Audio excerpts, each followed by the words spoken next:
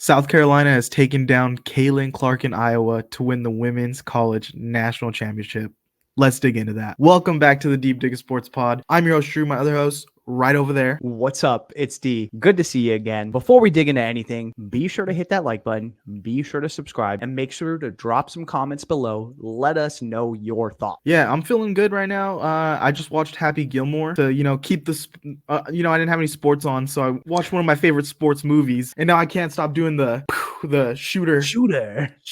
Yeah, great film. It is. It very much is. But we had a couple of national championship games. I'm sure you were just kind of trying to ride that high as long as possible, right? Yeah, it was an epic. We're gonna start with the women's game because the women's tournament was everything we hoped for. Caitlin Clark went through a gauntlet, and then at the end, I think they were playing great ball. They put up a fight, but in the end, South Carolina just too talented, too big, and the coaching was too good.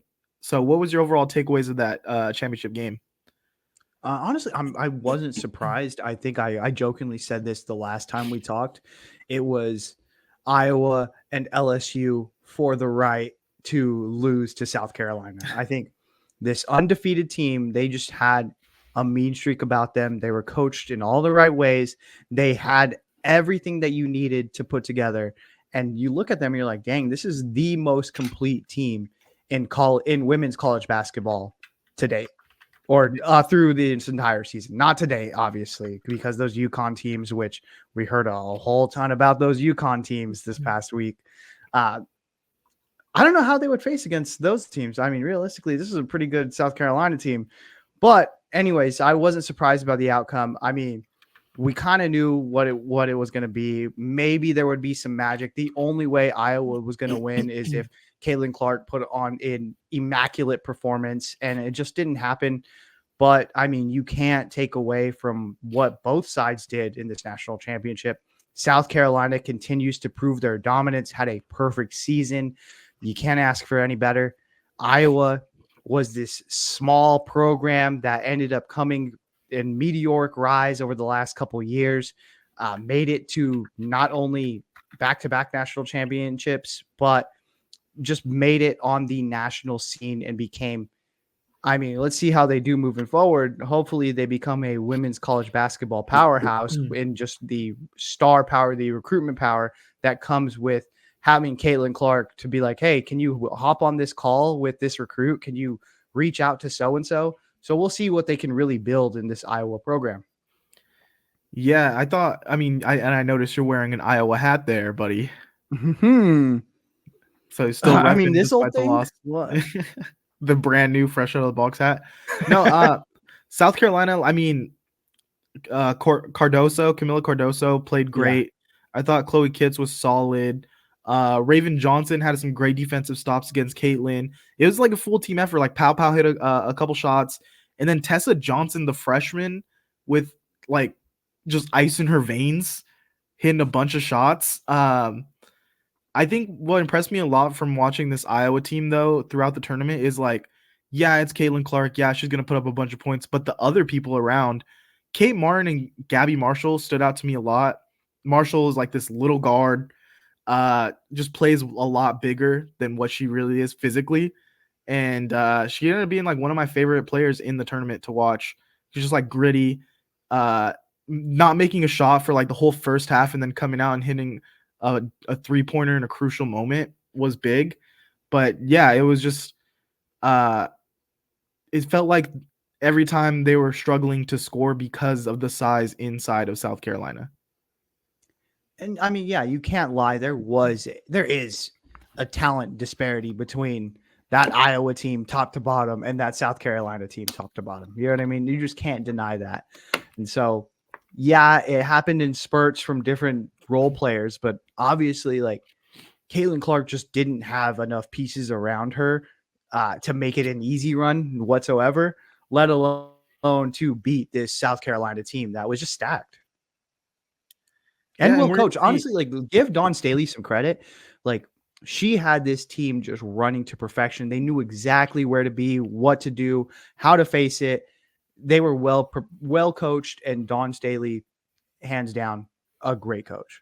Yeah, I think it was just a great game. Like, I give it credit to Caitlin and Iowa, where like at the end, South Carolina was pulling away, and Caitlin and them, they pulled it back to where it was within striking distance with a few minutes left, and then it just felt like Don Staley and the South Carolina, they were not phased. They kept their poise, and they extended the lead again, and just like then it turned into, can Caitlin chuck enough threes to get us back in it? And it just wasn't so. But yeah, I think the South Carolina team showed a lot of poise in just handling that the last few minutes, because it could have got away from them really quick. Yeah, definitely. And I mean, now, the thing I like about the women's college basketball tournament is that immediately after it ends, it's already draft season. Like, it's already here. The draft is on the 15th.